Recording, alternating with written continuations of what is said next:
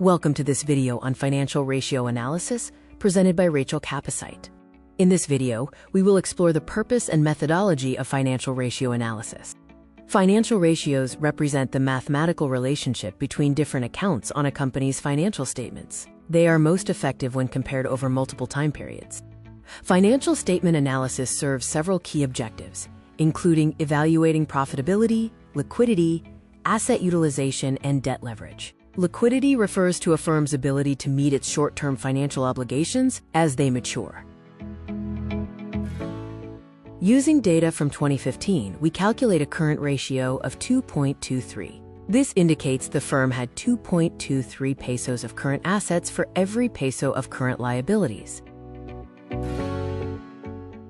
In another example, a current ratio of 28.05 was determined for 2014, suggesting very high liquidity.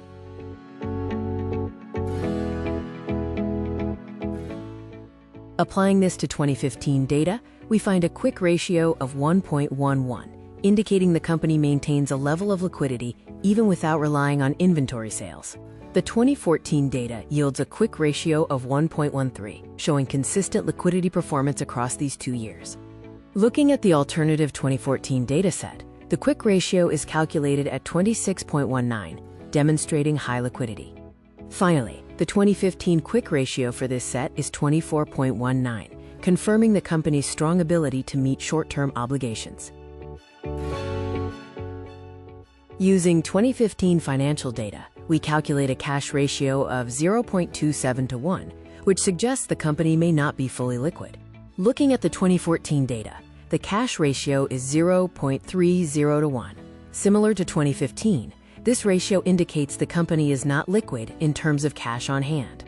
In this next example using 2014 data, the cash ratio is calculated at 24.84 to 1, indicating that this company is highly liquid. For 2015, the cash ratio for this company is 22.94 to 1, demonstrating that it maintains a liquid position. We now turn our attention to asset utilization, or efficiency ratios. These measure how effectively a company manages its resources. Based on 2015 data, the company generated 3.04 pesos of sales revenue for every peso of assets, showing good efficiency. In another case, for every peso of assets, the company generates 1.56 pesos of sales revenue, which we interpret as being somewhat efficient.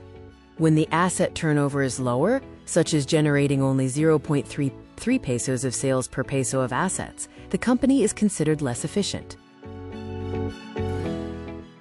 Generally, a ratio between 5 and 10 is ideal for many industries.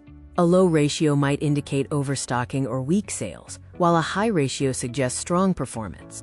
Next, the receivables turnover ratio measures the efficiency with which a company collects on credit extended to customers.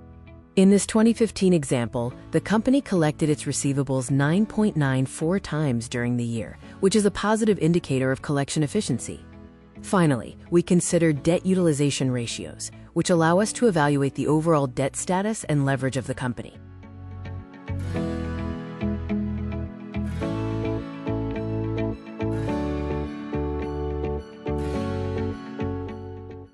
By 2015, this ratio shifted slightly to 0.25, showing that 25 centavos of every peso of assets were funded through debt.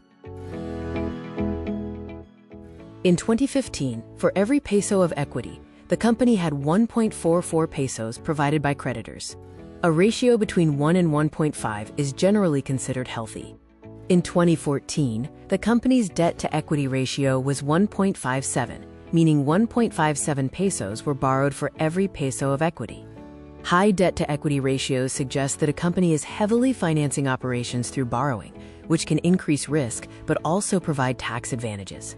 For TeddyFab Inc. in 2100, the data shows 1.10 pesos of debt per peso of equity and 0.52 pesos of debt per peso of total assets. Moving to profitability ratios, these assess a firm's ability to yield returns on its sales, assets, and invested capital. The gross profit ratio compares gross profit to net sales. It reflects how much profit is generated after accounting for the cost of goods sold. In 2014, The company was slightly more profitable, earning 28 centavos of gross profit for every peso of sales generated.